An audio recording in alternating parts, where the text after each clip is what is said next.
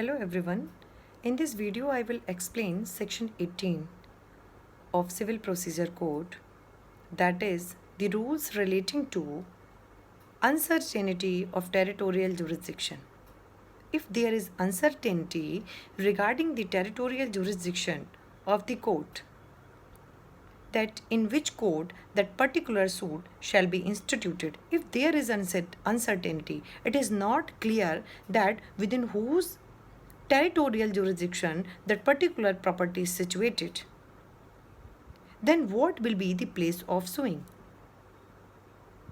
इसके लिए हमें सेक्शन 18 है कि जब ये क्लियर ही नहीं है कि किसकी टेरिटोरियल जुरिस्डिक्शन में पर्टिकुलर प्रॉपर्टी है, किसका इस पर जुरिस्डिक्शन है, तो सेक्शन 18 कहता है कि अ suit may be instituted in any of those courts.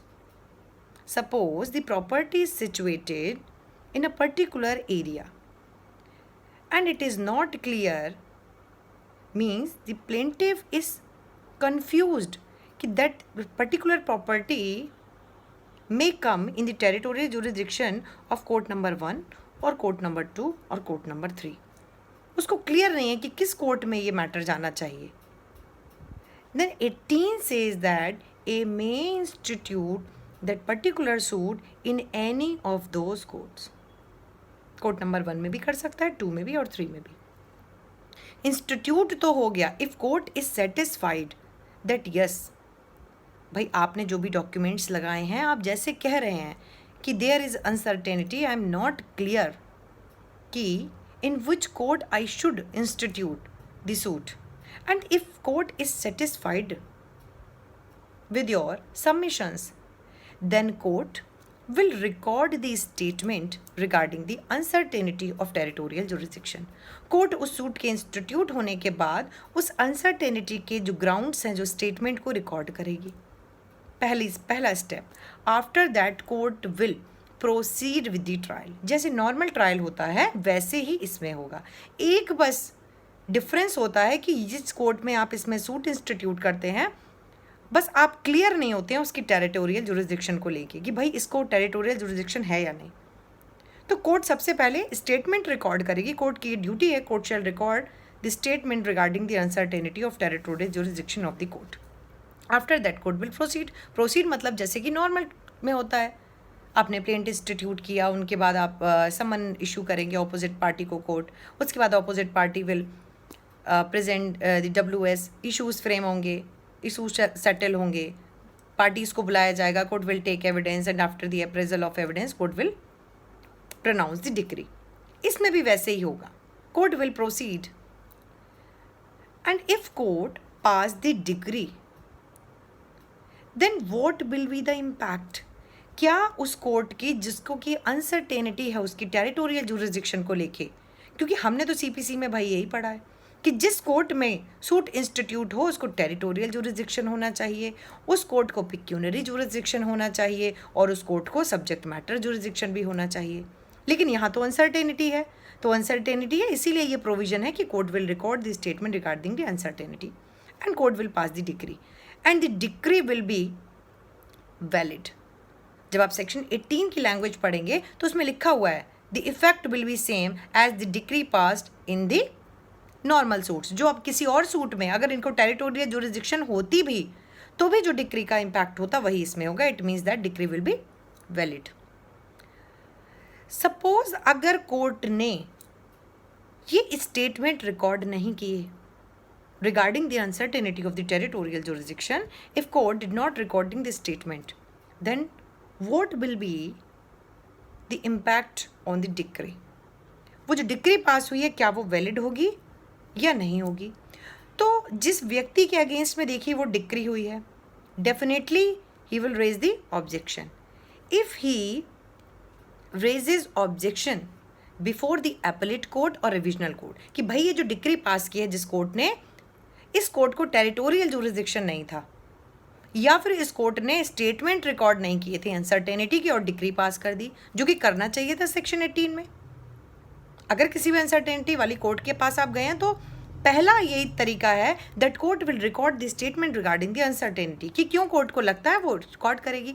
Suppose if that court did not recorded the statement and the person against whom that decree has been passed by that trial court, he may go to the appellate court or revisional court.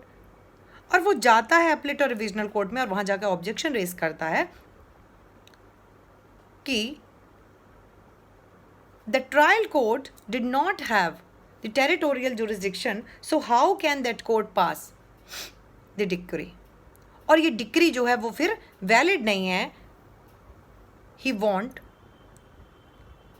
that particular decree shall be set aside by the appellate court or revisional court. तो section 18 कहता है the appellate court or revisional court shall not allow his objections, generally shall not allow, unless and until that person who want that such decree shall be set aside, unless and until that person proves before the court that such uncertainty was not present at the time of institution of suit. That's why court did not record it, or due to the non-recording of the statement और due to the lack of territorial jurisdiction. भाई जिस court ने try कर लिया उसको territorial jurisdiction नहीं थी, या फिर जिस कोर्ट ने ट्राई किया भाई उसने ये स्टेटमेंट रिकॉर्ड नहीं किए थे, और इसकी वजह से क्या हुआ, that resulted into failure of justice. अगर ये प्रूव होता है कि that resulted into failure of justice, then court may allow the objection. कौन सी कोर्ट? एपलेट और revisional court. Then only that appellate और revisional court may allow the objection. अब देखिए सेक्शन 18 केवल अपने आप में कंप्लीट नहीं है. अब जब सेक्शन 18 आप पढ़ेंगे तो आप देखेंगे कि इसकी डिक्री तभी वैलिड होगी जो ट्रायल कोर्ट ने पास की है जहां पर अनसर्टेनिटी थी. The decree will be valid only if that court, it is okay if that court, due to the lack of territorial jurisdiction, court may pass the decree, and decree will be valid only if that court has the subject matter and pecuniary jurisdiction. Territorial jurisdiction की uncertainty चलेगी, लेकिन उस court के पास subject matter और pecuniary jurisdiction जरूर होनी चाहिए. Then only decree will be valid. अब देखिए आपको क्या करना है, सेक्शन 18 को हमेशा सेक्शन 21 के साथ में पढ़ना है कि ऑब्जेक्शंस जो है regarding the jurisdiction, objection regarding the jurisdiction can be raised at the appellate और revisional court, and what will be the manner when he can raise the objection. तो सेक्शन 21 में दिया हुआ है कि at the earliest possible opportunity that objection will be allowed before the appellate और revisional court only if that person proves that जो मैं objection अभी रेज कर रहा हूँ, all those objections has been raised before the court of first instance. First instance मतलब जब ये वाला मैटर जो अभी अपील में है, जब वो ट्रायल कोर्ट में था तभी भी मैंने ऑब्जेक्शन किया था इसके टेरिटोरियल जुरिसडिक्शन को लेके. और eight the earliest possible opportunity, जितना जल्दी हो सकता था आपने वहाँ पर ही भी ऑब्जेक्शन रेज किए थे. आप यहाँ कर रहे हैं तो आपने वहाँ भी किए थे. और एट और before the settlement of issue, जब वहाँ पर इशू सेटल हुए होंगे उस मामले में, तभी भी तो आपको पता होगा ना. लैक ऑफ टेरिटोरियल जुरिसडिक्शन आपकी नॉलेज में तभी भी होगा. तो आपने जब इशू सेटल हो रहे थे उसके समय या उसके पहले भी ऑब्जेक्शन अगर रेज किया था, तो आप यहाँ पर एपलेट कोर्ट में और रिविजनल कोर्ट में ऑब्जेक्शन रेज कर सकते हैं. उसके बाद फिर कोर्ट देखेगी whether that resulted into failure of justice or not. If yes, then only court may set aside the decree.